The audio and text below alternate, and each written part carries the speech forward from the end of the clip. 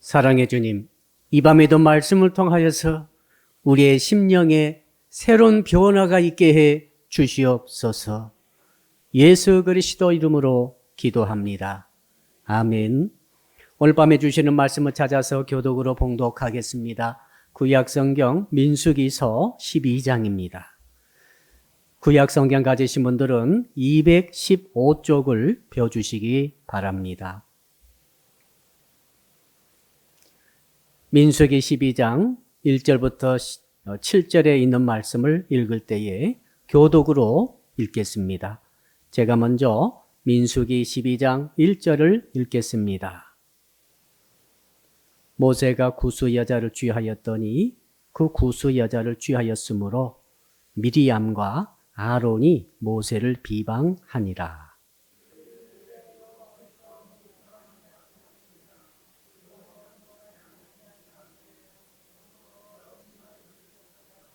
이 사람 모세는 온유함이 지면의 모든 사람보다 더하더라.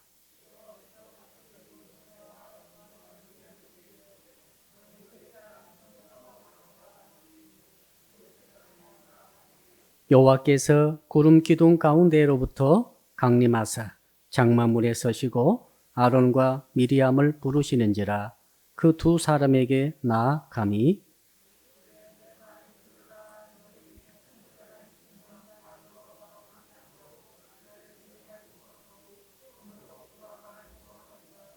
내 종 모세와는 그렇지 아니하니 그는 내 온 집에 충성함이라. 네, 7절까지 읽었습니다. 사실은 끝까지 읽어야 되는데 시간 관계상 7절까지 읽었습니다. 자, 오늘 주시는 말씀의 제목 한번 같이 따라 합시다. 온유함으로 강하게 되는 신앙을 가집시다. 옆 사람 인사합시다. 가시방석이 좋습니까? 솜방석이 좋습니까? 물론 저희들은 솜방석을 좋아합니다. 요즘에는 메모리 폼 방석이 나와가지고 얼마나 편한지 모르겠습니다. 그래서 이 솜방석 혹은 메모리 폼 방석은 엉덩이의 모양을 그대로 받아주는 거죠.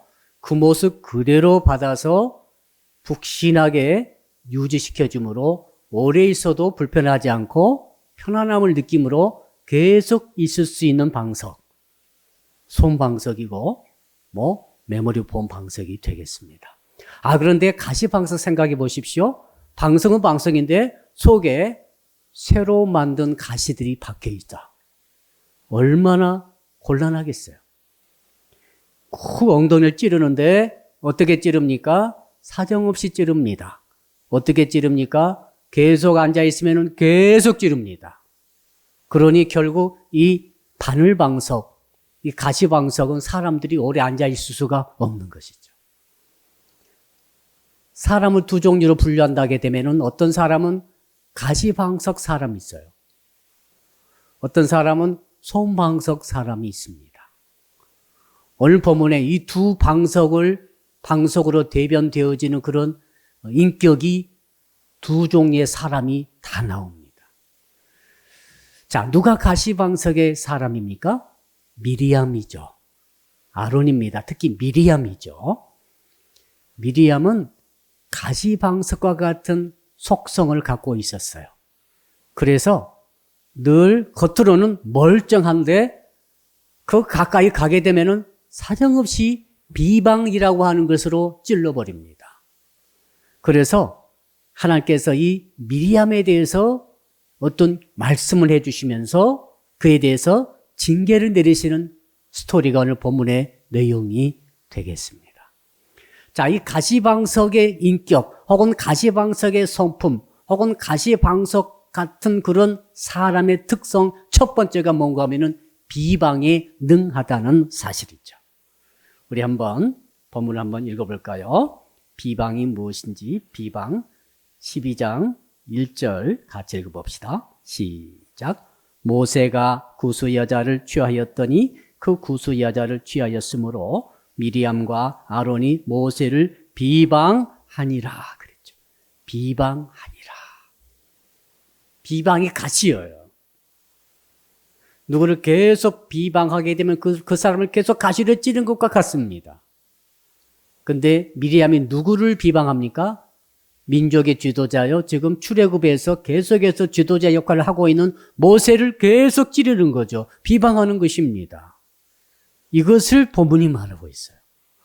성경의 특징은 숨김이 없다는 것입니다. 있는 모습 그대로 지금 보여주고 있습니다. 자, 비방하는데 혼자 비방하는 게 아니죠. 자세히 보니까 누구랑 누구가 미리암과 아론이 모세를 비방하니라. 여러분, 모세의 형제는 모세 포함해서 삼형제죠. 모세와 아론과 미리암이 전부예요. 이 세상에 혈육은 세 사람밖에 없어요. 피를 나눈 형제는. 그런데 세 사람 중에 두 형제가 미리암과 아론이 누가 주동자입니까? 미리암이 먼저 나왔죠? 미리암이 먼저 나왔고 아론이 뒤에 나왔고 비방하니라 이것이 여성 동사를 받고 있어요. 여성 주어를 받는 그런 동사형입니다. 그러니까 미리암이 주동자예요. 아론 뒤따라가면서 함께 비방하는데 섞인 거죠. 자, 그러니까 모세 입장에서 볼 때는 얼마나 괴로웠겠습니까? 여러분 200만에 해당하는 말을 잘 듣지 않고 늘 비방에 능하고 불평하고 원망하고 지금 출애굽해서부터 계속해서 그 짓을 하고 지금 따라오고 있는 자꾸 돌아가겠다고 하고 자꾸 물이 없다, 뭐 양식이 없다, 뭐 고기가 없다 별말을 다 하면서 비방하면서 비판하면서 그리고 또 절망적인 말을 불평 섞인 말을 막 하고 있는 그런 200만이 있는데 근데 가장 가까이에서 모세를 보필하고 있는 지도자요. 미리암은 여성 선지자죠. 선지자로 부름받아서 출애굽 15장 보니까 하나님의 말씀을 그때부터 대언하고 있었어요. 아론은 대제사장이죠. 대제사장 옷을 입고 우림과 둠밈이라고 하는 하나님께서 주신 이게 판결의 흉패를 가슴에 붙이고 하나님의 말씀을 듣고 전달하는 그런 역할을 하고 있는 대제사장 아닙니까? 그러니까 미리암도 아론도 전부 다 민족의 지도자입니다. 그러나 최고 지도자는 모세죠. 그렇죠? 그러니까 200만에 해당하는 백성들이 그렇게 비판하고 그렇게 비방하고 있는데 그 중에 두 사람이라도 모세를 좀 옹호하고 모세 편을 들어주고 모세를 보호하고 그 역할을 해야 될 텐데 이게 거꾸로 갔습니다. 오히려 같이 백성과 함께 모세를 원망하고 불평하며 특별히 비방하고 있었다라는 거죠. 도대체 무엇을 비방했는가? 이게 여성 문제가 나옵니다. 구스 여자, 에티오피아 여자예요. 여러분, 지금도 에티오피아 사람들은 다른 흑인들과 이 권력이 좀 다른 것 같아요. 키가 한 뼘은 더 커요. 키가 굉장히 크고 몸이 굉장히 날씬합니다. 피부는 까맣니다만 완전 흑색은 아니고 까무잡잡하면서도 굉장히 권력이 날씬하고 참 멋있게 생겼어요. 미남이 많아요. 미남 미녀가 많아요. 자, 그러니까 출애굽할 때 애굽에서 이스라엘 백성 히브리 민족들이 나왔을 때 누가 따라옵니까? 잡족들이 따라왔습니다. 이 잡족이라는 것은 같이 포로로 잡혀와가지고 노예살이하고 있던 그 사람들이 우리도 가겠다 하고 같이 따라온 거죠. 그 가운데 바로 에티오피아 여자가 섞여 있었다고 보여집니다. 이 구스 여자죠. 자, 그러니까 모세의 아내 시프라가 돌아가셨어요. 지금 돌아가신 것으로 보입니다. 벌써 모세 나이가 120세가 가까워졌으니까 돌아가신 거예요. 돌아가시니까 이제 모세가 결혼하게 됐는데 바로 재혼의 상대가 누구였냐? 바로 구스 여자였어요. 유대 여자가 아니고 히브리 여자가 아니었어요. 자, 그러니까 이 미리암이 화가 난 것 같아요. 당신이 지도자이니까 지도자답게 좀 히브리 여자와 결혼해가지고 그 좋은 가문의 여자도 많이 있으니까 결혼하면 얼마나 좋겠냐 하는데 하필이면 그 구스 여자를 까만 여자를 선택해가지고 그렇게 결혼하고 하게 되니까 그것 때문에 막 비방합니다. 어떻게 비방합니까? 이게 자세히 뉘앙스를 보니까 바로 모세에게 그렇게 하지 말라고 한 게 지근한 게 아닙니다. 모세 뒤로 가가지고 다른 많은 백성들 사이에서 막 이 말을 하는 거예요. 모세가 저래서 되겠냐, 모세가 저래서 되겠냐, 저게 지도자냐. 하필은 우리 예쁜 여자도 많이 있고 정말 좋은 가문에 훌륭한 믿음 좋은 여자들이 얼마나 많은가. 그런데 하필 저 이방 여자를, 저 피부색도 까만 여자를 골라가지고 저게 뭐냐라고 하는데 누구에게요? 일반 백성들에게 뒤로 가서 이렇게 했다 이 말입니다. 지금. 이게 어찌 모세가 모르겠습니까? 그러니까 민족 전체 분위기가, 이 전체 여론이 막 모세를 막 규탄하고 모세가 저것도 그러니까 결혼 때문에 말이죠. 그렇다면은 그때 당시 하나님의 법으로서는 이방 여자, 구수 여자와 결혼을 못 합니까? 아닙니다. 포로일 경우에, 그렇죠? 포로일 경우에, 노예일 경우에는 결혼할 수 있습니다. 하나님께서 결혼할 수 있도록 신명기에서 기록하고 있어요. 그러니까 모세가 구수 여자와 결혼한 것은 불법입니까? 아닙니까? 불법은 아니다. 그럼에도 불구하고 이렇게 이 모세를 비방하고 있는 이 미리암에 대해서 하나님께서 뭐라고 하십니까? 여러분 2절 우리 한번 읽어볼까요? 시작. 그들이 이르되 여호와께서 모세와 마만 말씀하셨느냐 우리와도 말씀하지 아니하셨느냐 하매 여호와께서 이 말을 들으셨더라.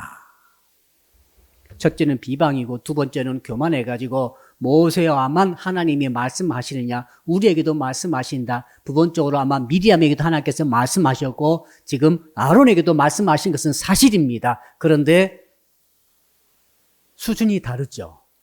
수준은 달라요. 하나님께서 최고 지도자인 모세와 더불어 나누셨던 이 말씀과 대면에 사셨던 말씀과 그리고 이 아론과 이 미리암과 더불어 주셨던 말씀은 완전히 다르죠. 물론 하나님의 말씀입니다만은. 그런데 이 두 형제 자매가 하나밖에 없는 지도자 모세에 대해서 너만 하나님과 말하냐? 우리도 하나님과 말하고 있다. 그러므로 너만 어떻게 최고 지도자의 위치를 계속 차지하고 있느냐? 우리도 차지할 수 있다. 라는 식으로 계속 뒤로 가서 이렇게 말을 하는 거죠. 그러니까 이 가시방석의 특징, 첫째는 비방의 말. 비방의 말이에요. 둘째로는 위의 권위죠, 지금. 아무리 아래 동생이라 할지라도 하나님이 위로 세우셨으면 지도자 역할을 하고 있으면 지도자 대접을 하는 것이 마땅한 줄로 믿습니다. 굉장히 중요한 원리죠. 하나님께서 모세 세우고 그 다음에 아론 세웠지 않습니까? 그 다음에 미리암 세웠지 않습니까? 그러니까 이 순서가 말이죠. 나이 순서가 아니에요. 이거 영적 권위의 순서지요. 이걸 무너뜨리고 이걸 그냥 가십거리로 나도 우리도 충분히 지도자가 될 수 있다라고 이렇게 말을 하고 돌아다니는 것이죠. 그러니까 모세가 얼마나 가슴이 아프고 얼마나 원통하기도 하고 정말 답답하기도 하고 정말 실망스럽기도 하면서 특히 혈육에 대한 배반감을 느끼면서 굉장히 상처가 됐을 것 같아요. 정말 상처가 됐을 것 같고 힘들었을 것 같아요.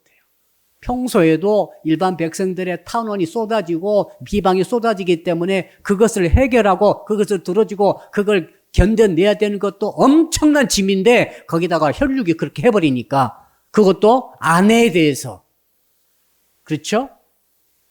그렇다고 이 구수 여자를 어떻게 할 거예요? 그렇잖아요, 지금. 이미 결혼했잖아, 지금. 이런 상태에 대해서 주님께서 우리에게 이 말씀을 주시면서 무엇을 말씀하시는가? 거기 보십시오. 2절 마지막 부분에 보니까 여호와께서 이 말을 들으셨더라. 따라합시다. 여호와께서 이 말을 들으셨더라.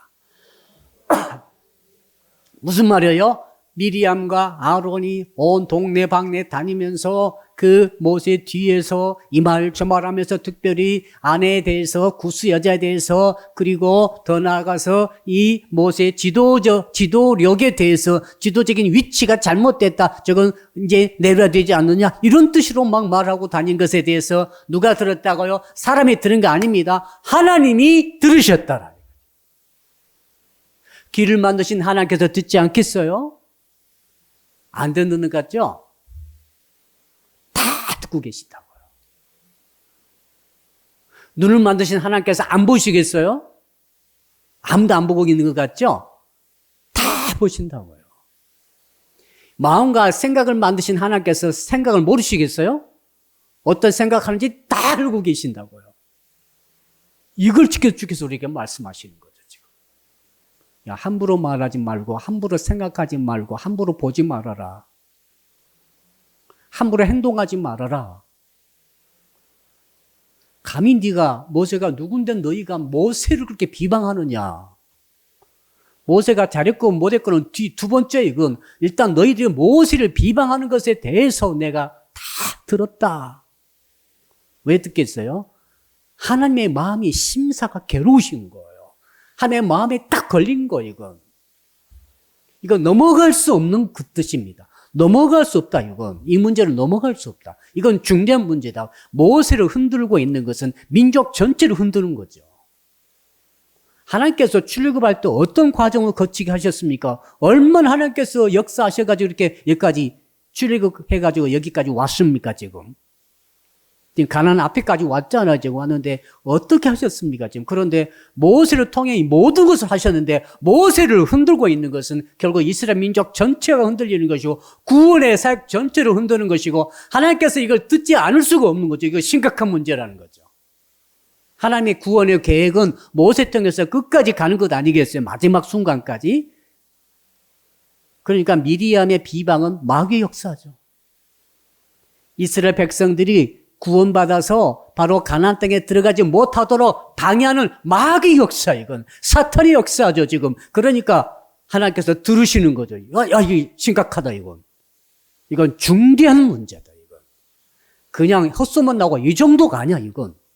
가십거리 이런 거 아니야. 소문 나고 이런 거 아니라 이건 구원사적인 역사에서 심각하다라고 지금 주께서 들으셨다, 이 말이죠. 사랑하는 성도 여러분, 자, 우리가 무슨 무익한 말을 하든지 우리 하나님께서 다 듣고 계신다고 우리는 반드시 믿어야 할 줄로 믿습니다. 우리는 회개해야 돼요. 그래서 헛소리한 거 다 회개해야 돼요. 잘못된 말 전부 회개해. 처음부터 주께서 다 들으셨어요. 다 들으셨어요. 욕한 것도 다 들으셨어요. 비판하는 거, 비방하는 거 다 들으셨어요. 자, 그러므로 이 가시방석처럼 비방하고 윗사람의 권위를 무시하고 대드는 치받고 들이받고 대드는 이런 것에 대해서 이 가시방석 인격, 이 가시방석적인 이런 사람에 대해서 하나님께서 어떻게 조치하시는가가 너무 자세히 나와 있어요. 결과를 한번 볼까요? 8절과 9절 한번 읽어봅시다. 결과, 미리암이 어떻게 됐는지 시작. 그와는 내가 대면하고 명백히 말하고 은밀한 말로 하지 아니하며 그는 또 여호와의 형상을 보고는 너희가 어찌하여 내 종 모세 비방하기를 두려워하지 아니하느냐. 여호와께서 그들을 향하여 진노하시고 떠나심에 진노하셨다. 아, 하나님이 진노하시더라. 어떻게 무슨 살인사건 저지른 것도 아닙니다. 그냥 지도자를 비방하는 것에 대해서 하나님이 진노하셨다. 진노하신다는 것은 반드시 형벌이 뒤따르는 것을 의미합니다. 진노는 형벌이에요. 그리고 첫째는 진노하시고 두 번째는 떠나셨다. 하나님의 임재가 미리암에서 떠나버렸어요. 지금. 아론에게서 떠나는 거죠, 지금. 더 나아가서 이스라엘 백성에서 떠나는 거죠, 지금. 그러니까 지도자의 비방이 이렇게 커다란 하나님께서는 역사를 하실 수밖에 없다. 그것을 보여주고 있는 거죠, 지금. 진노하신다. 자, 그러면서 그 뒤에 어떤 일이 일어났습니까? 그 뒤에 10절 한번 읽어볼까요? 10절 시작. 구름이 장막 위에서 떠나갔고 미리암은 나병에 걸려 눈과 같더라. 아론이 미리암을 본즉 나병에 걸렸는지라. 미리암이 아마도 이렇게 했을 것 같아요. 모세가 하필 저렇게 얼굴이 새카만 여자랑 결혼하느냐. 흑인이었지 않습니까? 피부가 까마니까. 하나님께서 야 너는 얼굴이 얼마나 하얗니? 온몸이 갑자기 하얀 나병으로 덮여버렸어. 밀가루 뒤집어 쓴 것처럼 나병이 그 자리에서 확 펴가지고 머리 콧대부터 발끝까지 싹 펴버렸다니까 지금. 그리고 나서 그렇게 있는 게 아니라 막 썩어가는 거예요. 한 시간이 다르게 피부가 막 썩어가요. 비참한 거죠 이거. 초급성 나병, 한센시병. 보통 나병이 한 10년 두고 쭉 이렇게 진행되는 것 같아요. 이렇게. 빨리 가는 병이 아니죠. 서서히 가면서 말초신경의 말단부터 다 없어지는 그런 병 아니겠어요? 근데 이 미리암은 그 자리에서 싹 진행이 돼버리는 거죠. 무섭죠, 이거. 여러분, 이 나병에 대한 하나님의 이 징계가, 나병으로 징계가 왔습니다. 이 징계가 오니까 어떻게 됐습니까? 이제 아론이 울고불고 이제 호소를 하죠. 11절 한번 읽어볼까요? 11절 시작. 아론이 이에 모세에게 이르되 슬프도다 내 주여 우리가 어리석은 일을 하여 죄를 지었으나 청하건대 그 벌을 우리에게 돌리지 마소서. 아론은 나병이 안 걸렸어요. 참 신기하더라고요. 둘이 똑같이 하고 다니는데 그래서 알 수 있는 것은 완전 주동자는 미리암이에요. 아론은 조금 우유부단한 성격으로 미리암에 뒤따라 다닌 것 같아요. 적극적하지는 않고. 주동자는 미리암이고 하나님이 미리암에게 책임을 물으시는 거고 아론은 그것을 범으로써 경악하게 하고 울게 만들고 지금 회개하죠. 죄를 지었다고 인정하게 만드는 역할을 하고 이것을 모세에게 탄원하는 일을 하게 합니다. 일단 나병이 딱 피게 되면 그 자리에 있을 수 없어요. 추방이 되는 거죠. 미리암에게 쏟아지는 그 다음 뭡니까? 14절, 15절이죠. 14, 15절 우리 또 읽어볼까요? 어떤 하나님의 징계가 있는지 14, 15절 시작. 여호와께서 모세에게 이르시되 그의 아버지가 그의 얼굴에 침을 뱉었을지라도 그가 이래 동안 부끄러워하지 않겠느냐. 그런즉 그를 진영 밖에 이래 동안 가두고 그 후에 들어오게 할지니라 하시니 이에 미리암이 진영 밖에 이래 동안 갇혀 있었고 백성은 그를 다시 돌아오게 하기까지 행진하지 아니하다가 들어오게 하기까지. 자, 하나님께서 이상한 말씀하시는데 여기에 아버지가 그의 얼굴에 침을 뱉었다 이 말은 아버지가 그 자식이 너무 악한 죄를 지었기 때문에 너무 부끄러워서 침을 뱉어버린 거죠. 그러면은 어떻게 했습니까? 뱉으면은 한 진영 밖에 나가가지고 한 7일 동안 부끄러워하면서 회개를 해야 된다는 거죠. 그러나 하물며 하나님이 이렇게 너 침을 뱉어버릴 정도로 나병을 피어나게 해버린 거죠. 소위 말해서 하나님이 침을 뱉은 거예요. 넌 미리암 너 더럽다는 거예요. 누구에게 침 뱉어요? 우리 절대 사람에게 침 안 뱉죠? 침 절대 뱉으면 안 됩니다. 근데 지금 하나님께서 이 말씀하신 거죠. 네가 지도자 모세를 향하여 그렇게 네가 비방한 것은 정말 너는 침 뱉으면 받아 마땅한 자이다 라고 침을 뱉어버리니까 나병이 피었고 그러므로 너는 최소한 7일간은 저 진영 밖에 나가가지고 그것에 격리시켜버린 거예요. 격리된다고 해서 참 어려운 일이죠. 이때 격리가 있었더라고요. 이렇게. 격리돼가지고 뭐 하겠어요? 병이 옮기지 않도록 격리한 게 아닙니다. 이건 격리 상태에서 지금 이스라엘 행진이 딱 멈췄어요. 한참 이제 9월을 향해서 행진을 가야 되는데 이 기간 동안은 전체 민족이 못 가고 전진하지 못하고 묶인 거예요, 지금. 7일간. 그리고 미리암은 그곳에서 이제 그 나병과 싸우면서 있어야 됩니다. 오도가도 못하고 그제 있어야 되는 거죠. 회개를 해야 된다는 거죠. 내가 정말로 무슨 죄를 지었는지, 동생이라고 그래가지고, 손 아래 동생이니까, 동생이라고 그래가지고, 내가 쉽게 생각했나, 뭐 별 생각 다 하면서 뭡니까? 왜 하나님이 나를 이렇게까지 침뱉음할 정도로 나병이 피어나게 하셔버렸는가 하면서 회개를 할 기회를 주신 것이죠. 요 세 가지가 지금 미리암이 그 모세 비방하고 모세의 권위를 들이받은 결과로 받았던 하나님으로 받은 징계입니다. 나병에다가 추방되고 또 그곳에서도 침뱉음 받은 것처럼 비참하게 격리 상태로 머물러야 되는 이 벌을 받게 되는 것이고, 미리암 때문에 이제 전체 민족의 행진은 멈추게 되었다는 것이죠. 자, 이게 바로 가시방석의 인격을 가진 사람의 특징이에요. 우리는 가시방석이 돼서는 안 돼요. 한번 따라 합시다. 저는 솜방석이 되렵니다. 따뜻하면서도 그 모습 그대로 받아주고 그와 함께 유지될 수 있는, 평안을 줄 수 있는 그런 솜방석이 돼야 되는데, 그게 누굽니까? 모세 아닙니까? 이게 뭡니까? 온유. 자, 이 모세를 하나님께서 소개해 주시면서 뭐라고 하시는가 볼까요? 우리 3절 한번 읽어봅시다. 3절 시작. 이 사람 모세는 온유함이 지면의 모든 사람보다 더하더라. 온유함을 말씀하세요.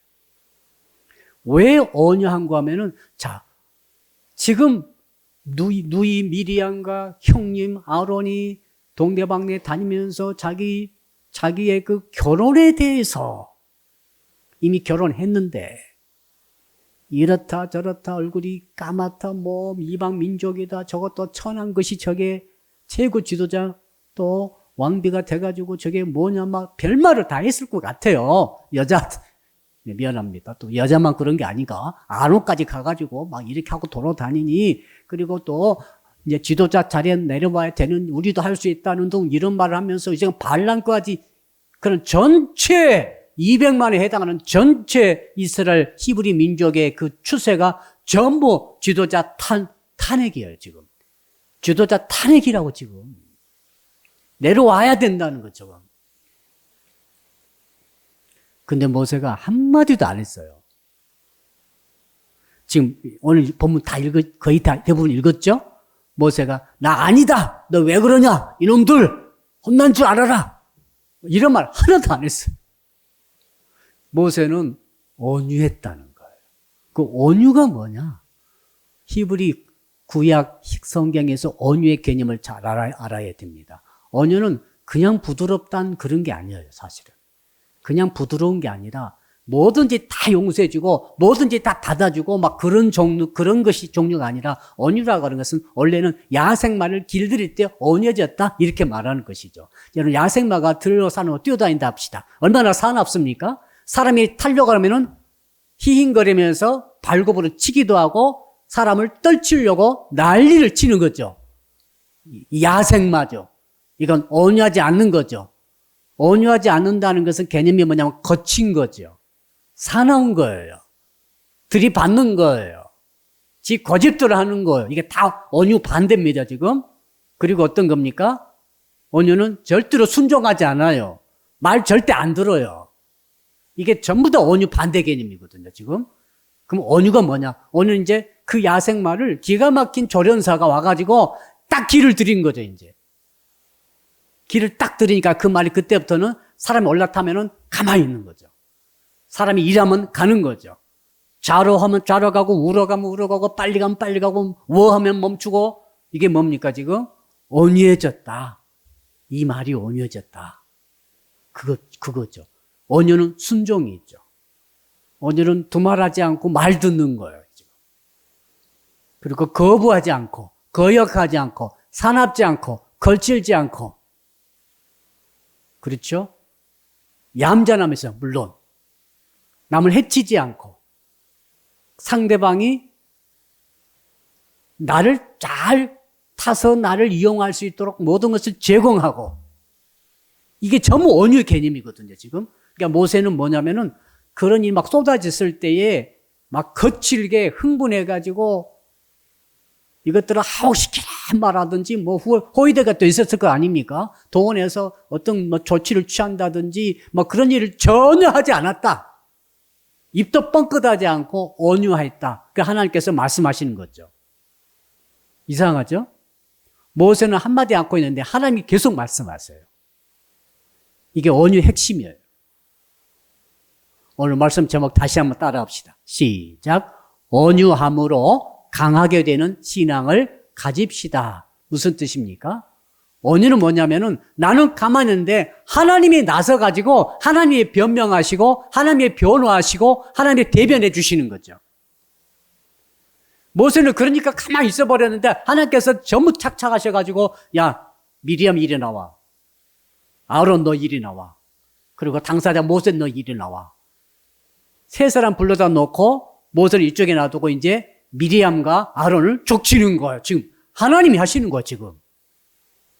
그 자리에서 미리암이 나병이 확 피어나 버리는 거예요. 지금.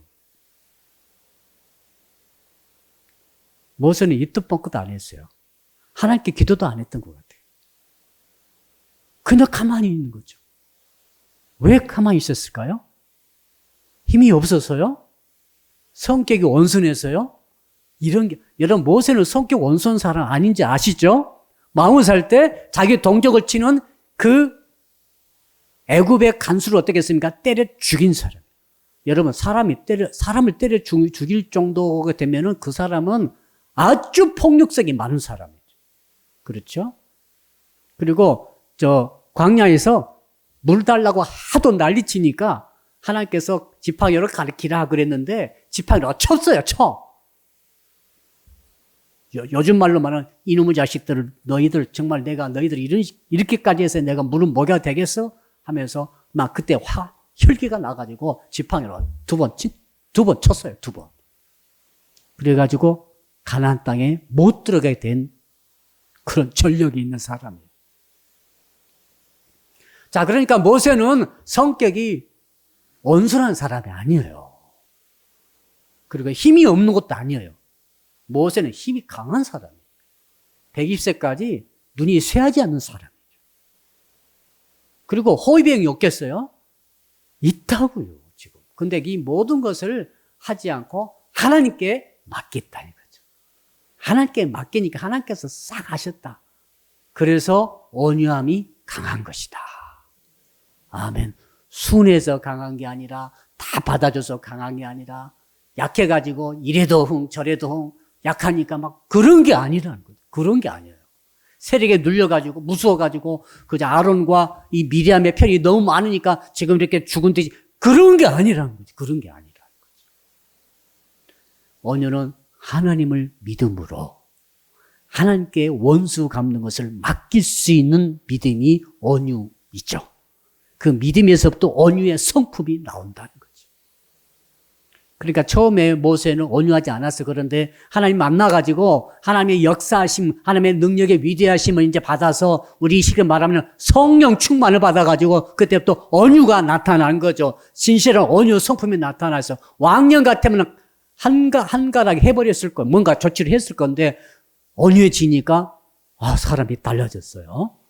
하나님의 전능하심이 원수 갚는 것을 하나님께 시시비비를 맡기는 거죠. 맡기고 자기는 그 믿음으로 모든 것을 그냥 감수하고 있더라. 가시로 찌르지 않고 같이 가시로 찔렸다면 내란이 일어날 수도 있겠죠. 이것을 지켜서 지금 우리에게 말씀해 주고 있습니다. 사랑하는 성도 여러분, 그러므로 저는 여러분들이 혹시 신앙생활을 하시다가 억울하고 안타깝고 상처가 되는 많은 비방의 말을 들었을 때에 어떻게 해야 되겠어요? 온유해야죠. 아멘. 입 다물고 가만히 있으라 그 말이 아니죠. 하나님의 강하심과 하나님의 의로우심에 맡기고 나는 온유함을 품고 있어야 되는 거죠. 내가 막 거칠어진다든지 야생마가 흥분해가지고 딱 들떠가지고 누구든지 다 들이받으려고 한다든지 성난 황소처럼 그렇죠? 그런 게 아닙니다. 그렇게 해서는 안 되고 모세처럼 온유하다는 것은 하나님께 100% 완전히 맡겨버리고 자기는 평안을 유지하고 있더라. 지금 모세가 이렇게 했죠. 지금 혈기 내지 않았어요. 모세 진짜 화내지도 않았습니다. 우리 예수님께서는 당신이 온유하다고 하셨어요. 마태복음 11장 29절에 나는 마음이 온유하고 겸손하니 내게 와서 내게 배우라. 예수님이 힘이 없어서가 아니라 창조주의 하나님의 힘이 있었고 그때도 바로 천군 천사 동원해서 싹 쓸어버릴 수 있는 그 힘이 있었음에도 불구하고 흥분하지 않고 분노하지 않고 그 순간은 십자가를 끝까지 지고 가시는 모습이죠. 모세가 말이죠. 200만에 해당하는 백성을 가나안 입구까지 인도할 수 있었던 이유가 온유함 때문에 그랬어요.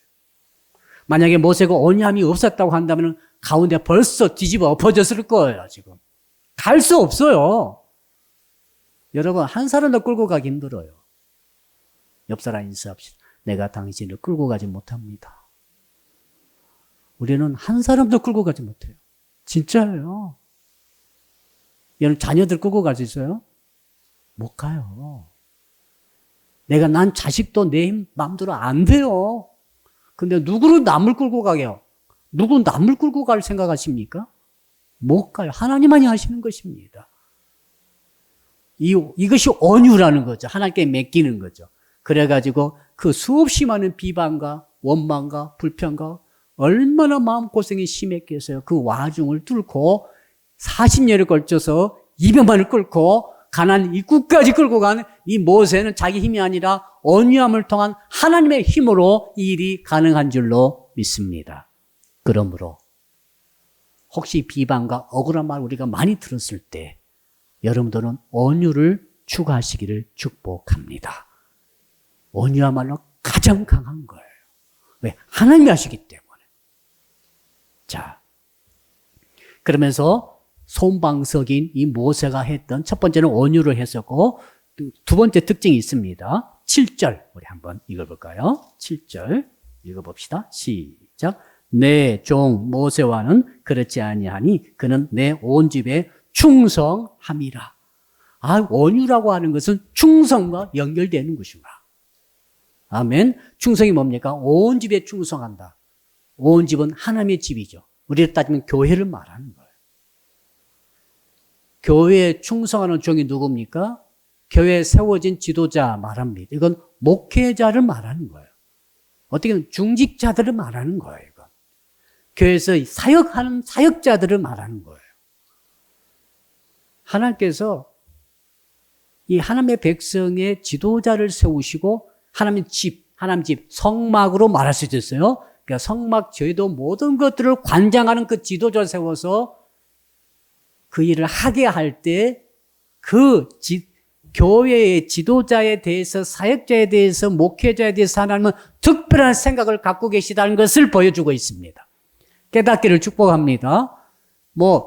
사업을 대기업 사업을 한다든지 돈을 많이 번다든지 큰 일을 한다든지 대통령이 된다든지 그런 일이 아니고 하나님의 집 성막에서 하나님을 섬기는 그 일을 왜요? 충성하고 있는 그 사람에 대해서 하나님은 굉장히 관심 갖고 그 사람을 특별히 생각하고 계시다는 사실을 기억하시기를 바랍니다. 세상에서는 목회자를 알아주지 않죠. 하나님은 달라요. 하나님의 집이잖아요. 자, 하나님의 교회에서 성도들이 사역자로 열심히 하는 것에 대해서 세상에서는 알아주지 않죠. 야, 네 친구가 그래요. 야, 네가 벌써 교회 권사야? 그래, 나 교회 권사다. 권사가 뭐 하는 거야? 세상에서는 별로 알아주지 않아요. 다 권사하는구만. 여러 가지 말할 수도 있겠죠. 그러나 하나님은 귀히 여긴다. 권사건, 집사건, 안수집사건, 장로건, 특히 목사건 말이죠. 하나님의 집에 있어서 지도자 역할을 하면서 충성하는 것에 대해서 그러니까 충성을 방해하는 것들은 하나님께서 가만 안 두시는 거죠. 충성하지 못하게 하는 것, 하나님을 대항하는 것이죠. 모세의 온유는 말이죠. 하나님의 집에 충성하는 것과 연결되어 있어요. 온유한 자는 충성하는 거죠. 아멘. 그러면서 우리 8절만 볼까요? 8절 또 세 번째 특징이 손방석, 메모리폼 방석과 같은 부드러우면서도 강한 이 모세가 세 번째 특징을 갖고 있는데 우리 한번 8절 다시 한번 읽어봅시다. 시작. 그와는 내가 대면하여 명백히 말하고 은밀한 말로 하지 아니하며 그는 또 여호와의 형상을 보거늘 너희가 어찌하여 내 종 모세 비방하기를 두려워하지 아니하느냐.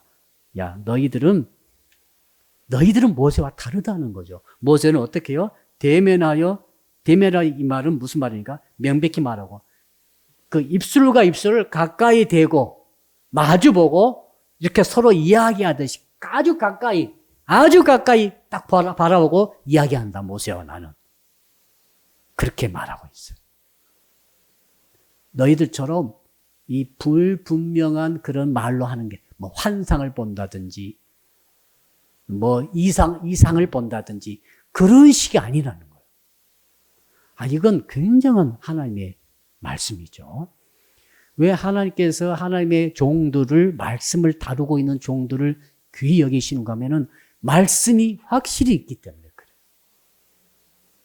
자, 이제 그 말을 지금 우리가 잘 이해를 해야 되겠는데 뭐라고 했는가 하면은 지금 명백히 말한다. 은밀한 말은 뭐 환상이라든지 이상이라든지 신비한 현상이라든지 이런 것들로 하나님께서 계시해 주신 적이 있었는데 이제 그런 것이 아니라는 거죠. 자, 모세와 아론만 하더라도 우림과 둠밈을 가지고 이게 주사위 같은 거예요.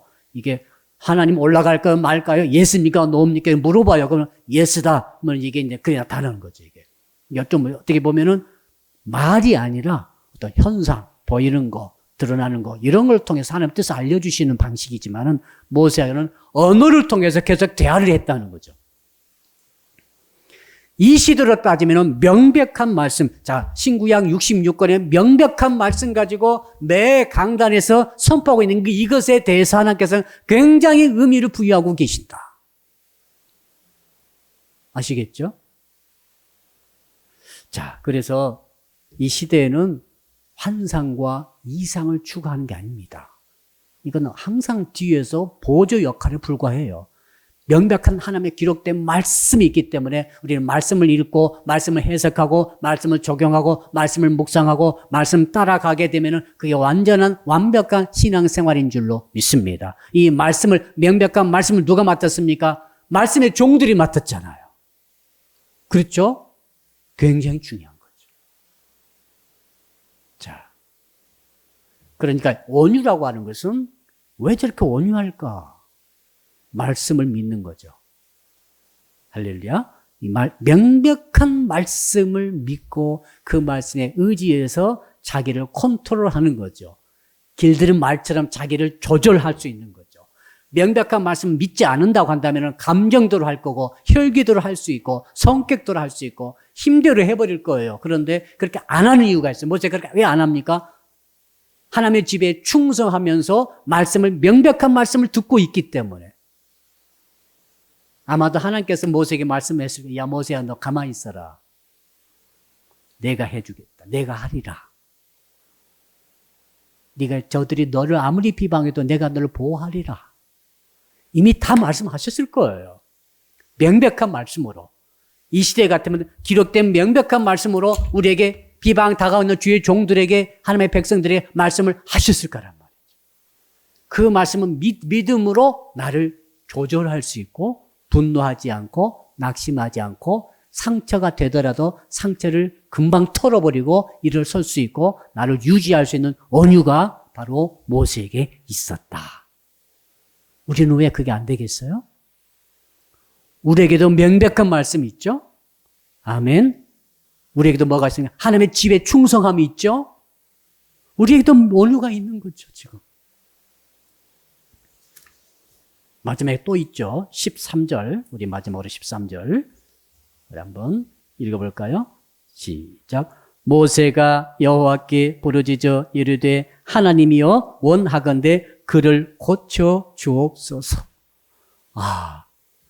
너희가 그렇게 자기 아내를 비방하면서 그 흑인이라고 그렇게 정말 족보도 없는 어디 큰 잡족 여자라고 그렇게 비방하고 공개적으로 뒤에 가서 이렇게 자기를 모욕했던 그 사람 누이지만은 미리암을 위해서 모세가 어떻게 했어요? 그냥 기도한 게 아니라 어떻게 했습니까? 부르짖어 따라합시다. 부르짖어 기도합시다. 이야, 역시 모세는 온유합니다. 아멘. 결국 어떻게 됐습니까? 하나님께서 그 모세 부르짖음을 들으시고 미리암을 치료해 주시고 깨끗이 치료해 주시고 다시 복귀시키시고 회복시켜 주시는 은혜를 주신 줄로 믿습니다. 온유로 승리하시기를 주 이름으로 축복합니다. 할렐루야. 여러분 두 손 높이 드시고 우리 주여 한번 부르면서 오늘 주신 말씀 붙들고 신봉당은 간절히 말씀 붙들고 온유로 이기는 자, 온유로 강해지는 자, 온유함으로 세상을 정복하는 자 되게 해달라고 주여 부르고 간절히 기도합니다. 주여, 살아계신 아버지 하나님, 오늘 온유로 강해지는 신앙이란 말씀의 제목